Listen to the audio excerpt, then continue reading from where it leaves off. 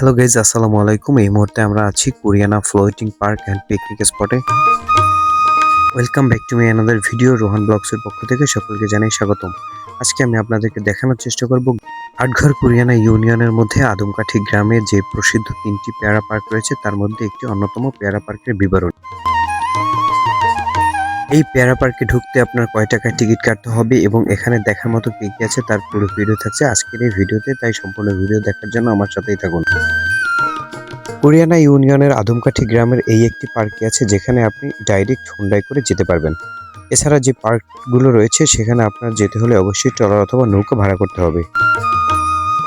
পার্কে ঢুকতে হলে আপনাকে 30 টাকা করে পার পিস টিকিট কাটতে হবে। টিকিট কেটে আপনি হাতের বাম দিক থেকে শুরু করে হাঁটা শুরু করলে দেখতে পাবেন বেশ কয়েকটি দোলনা এবং বেশ কয়েকটি রয়েছে ফটো সেশন করার স্পট। সেখান থেকে একটু সামনের দিকে এগোলেই আপনার চোখে পড়বে কাঠের বড় একটি ব্রিজ, যেটা বয়ে গেছে গাছের উপর দিয়ে। সেই ব্রিজের উপর দিয়ে আপনার হাঁটলে মনে হবে আপনি আকাশে ভাসছেন ডানা ছেড়াই, এবং সেখান থেকে নিচের পেয়ারা বাগানগুলো এত সুন্দর লাগে, মনে হয় যেন শিল্পীর তুলিতে আঁকা এক একটি প্রতিচ্ছবি। আমরা বেশিক্ষণ সেখানে থাকতে পারিনি, কারণ হঠাৎ করে প্রচুর বৃষ্টি আসছিল, যার কারণে আমরা তড়িঘড়ি করে ওখান থেকে চলে গেছি। ভিউয়ার্স, এর আগের বছর যখন আমরা এই পার্কে এসেছিলাম তখন এখানকার প্রতিচ্ছবিগুলো আরো বেশি সুন্দর ছিল এবং চারপাশটাকে আরো সুন্দর করে ডেকোরেট করা ছিল। আদমকাঠির যে প্রসিদ্ধ পার্কগুলো রয়েছে তার মধ্যে এটি ছিল অন্যতম, কিন্তু এবার এসে আমার মনে হলো এটি অত বেশি সুন্দর করে অ্যারেঞ্জ করা নেই এবং এখানে দর্শনার্থীরাও খুব কম মনে হচ্ছিল।